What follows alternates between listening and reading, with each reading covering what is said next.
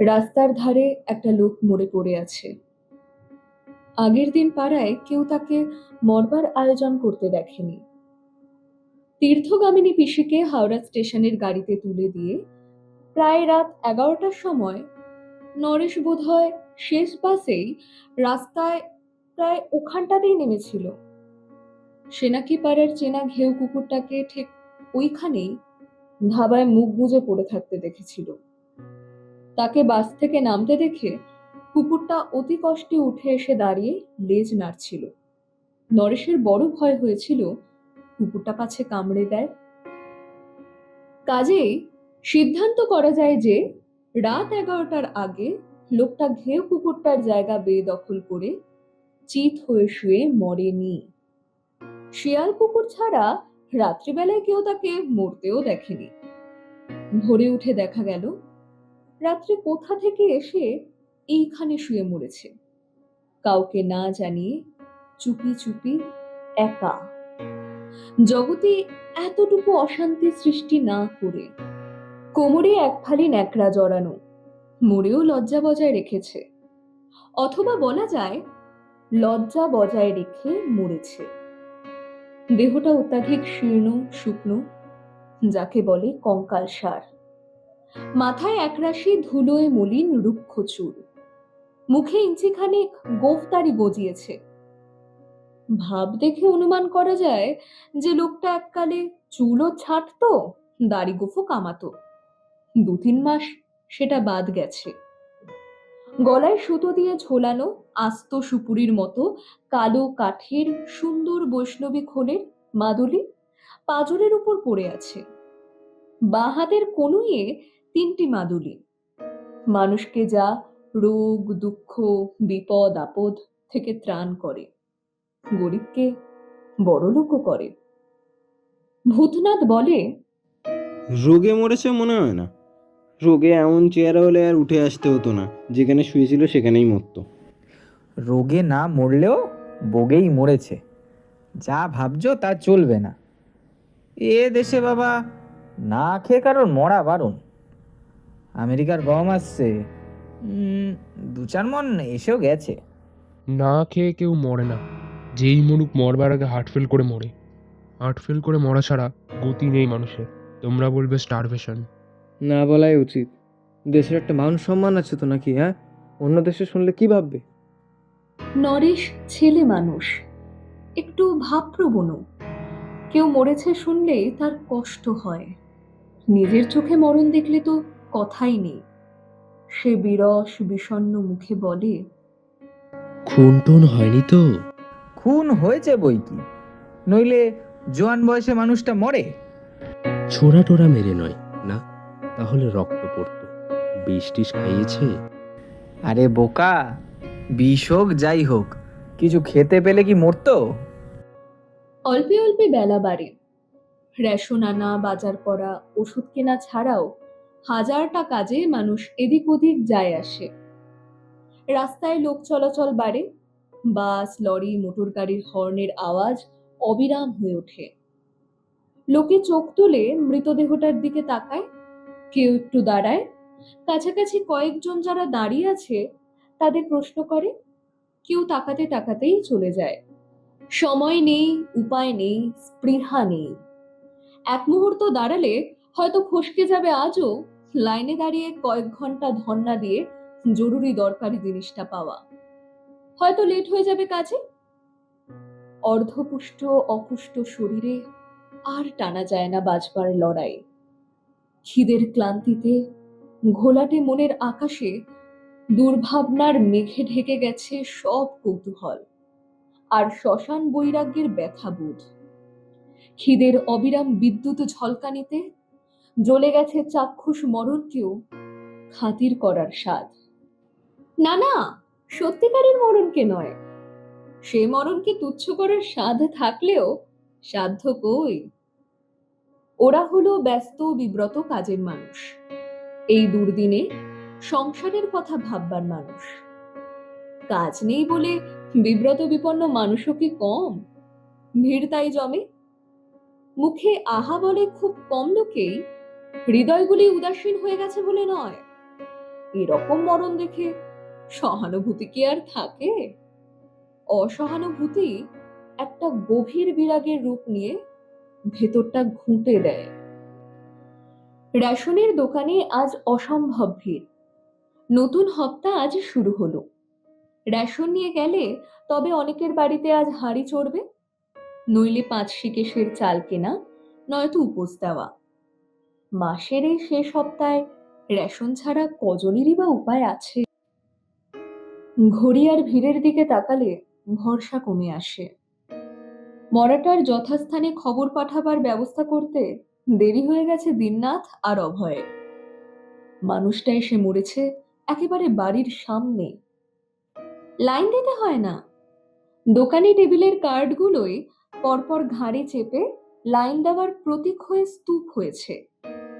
Ration কার্ডের অদৃশ্য নারীর সুতোয় এঁটে বাঁধা মানুষগুলো এলোমেলোভাবে ছড়িয়ে দাঁড়িয়ে জটলা করতে পারে, তবে নিরুপায় হয়ে শুধু জটলা করাই সার।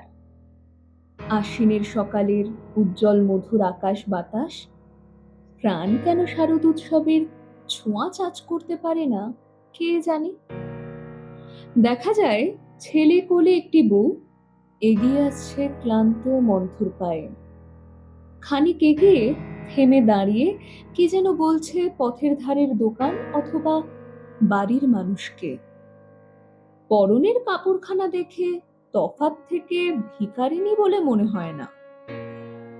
রেশনের দোকানের সামনে এলে দেখা যায় ছেঁড়া আর ময়লা হলেও পরনে তার তাঁতের রঙিন শাড়ি। বিবর্ণ বিশীর্ণ মুখের কোটরে বসা চোখ, তেলের অভাবে একরাশি ঘন চুল জট বাঁধছে। শুকিয়ে আমসি বনে গেছে কোলের বছর দেড়েকের উলঙ্গ ছেলেটা, যেন নেশার ঘোরে ঢুলু ঢুলু চোখে চেয়ে আছে বড় মানুষদের ভিড়টার দিকে। পৃথিবীতে নবগত শিশু, খিদে পেলে চেঁচিয়ে চারদিক মাত করার অধিকার সে যেন ত্যাগ করেছে। খিদে খিদে ঝিমিয়ে গিয়ে খিদের নেশায় ঢুকবার অধিকার পেয়ে। এদিকে একটা মানুষকে দেখেছো বাবুরা? পাগলের মতো দেখতে, কোমরে একখানি কানি জড়িয়েছে, খুব চুলদারি হয়েছে। দেখেছো আমার স্বামীকে?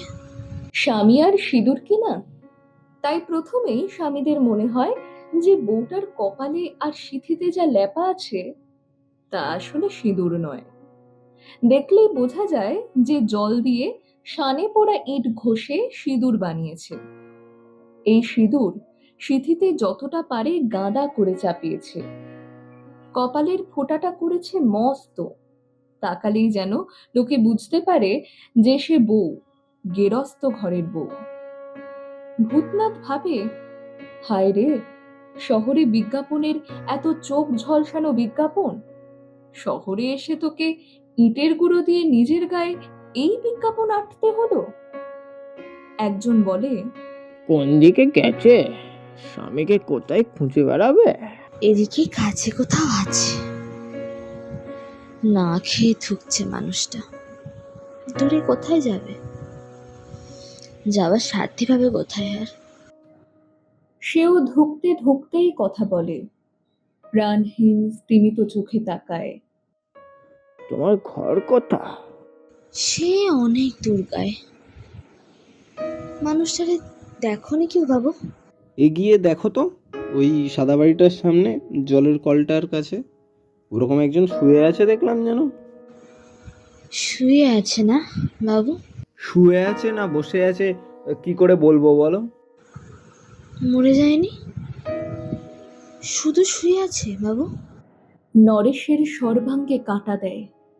কাঁদো কাঁদো মুখে সে বলে, তুমি আমার সাথে এসো, ও বোধ হয় অন্য লোক। নরেশদের বাড়িটা পড়বে আগে, মানে মরাটার কাছে পৌঁছাবার আগে। পাশের একটা গলির মধ্যে ঢুকেই তাদের বাড়ি। নরেশ ভাবে, আগে বাড়িতে নিয়ে একে কিছু খেতে দেবে কি? বাচ্চাটাকে একটু দুধ সে খাওয়াবে। সে জানে বাড়ির লোকের সঙ্গে মারামারি করতে হলে মারামারি করবে। কোনো প্রশ্ন করে না কেন বউটা? তার স্বামীর মতো একজন রাস্তার ধারে শুয়ে আছে শুনেও ব্যাকুল হয় না কেন? লোকটা যদি সত্যি এর স্বামী হয়, মরে গেছে দেখে কিভাবে হাহাকার করে কেঁদে উঠবে, কিভাবে কপালে হাত দিয়ে বসে পড়বে, নয় আছড়ে পড়বে। সেই মর্মান্তিক নাটকের কথা ভেবে তার নিজের বুকটা যে ধড়ফড় করছে। কিন্তু দাঁড়িয়ে দেখতে হবে, শুনতে হবে সব। পালিয়ে গেলে চলবে না। কাদা কাটার পালা চুকলে কি নাম, কোথা থেকে এসেছে, কিভাবে কি ঘটেছে, সব বিবরণ জেনে নিতে হবে। গলির মোড়ে পৌঁছে নরেশ বলে, বাচ্চাটাকে একটু দুধ খাইয়ে নেবে এসো। আগে দেখে আসি, শুয়ে আছে না ঘুমিয়ে আছে। ধীরে ধীরে পা টেনে টেনে সে হাঁটে। তফাৎ থেকে দেহটা পড়ে আছে দেখেও এবং খানিক দূরে ভিড়ের মানুষগুলোকে জটলা করতে দেখেও সে একটুও জোরে হাঁটে না। মানুষের শুয়ে থাকা, ঘুমিয়ে থাকা আর মরে পড়ে থাকা যেন সমান হয়ে গেছে তার কাছে। সিধুর দোকানের সামনের রোয়াকে একজন পুলিশ উবু হয়ে বসে আছে। মৃতদেহটা সরিয়ে নেবার ব্যবস্থা করতে হবে। কাছে এসে দাঁড়ায় বউটি। এক দৃষ্টিতে খানিকক্ষণ তাকিয়ে থাকে, নিষ্পৃহাভাবে বলে, মরে গেছে না? হ্যাঁ, তোমার স্বামী নয়? বউটা মাথা হেলিয়ে জানায় মরাটা তারই স্বামী।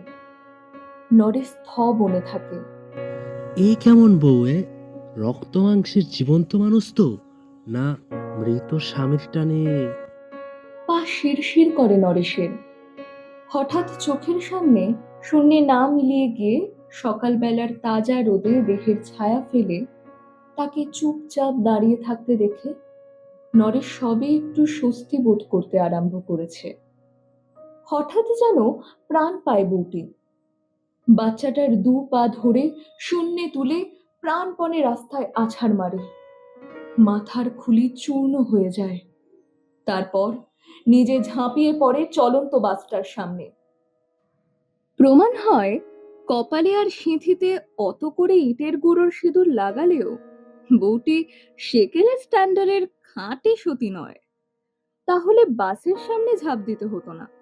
মৃত স্বামীকে দেখে আপনা হতেই প্রাণ পাখি তার বেরিয়ে যেত। না খেয়ে না খেয়ে মরো অবস্থাতে আপনা হতে মরে যাওয়ার বদলে মরতে কিনা দরকার হলো চলন্ত বাসের।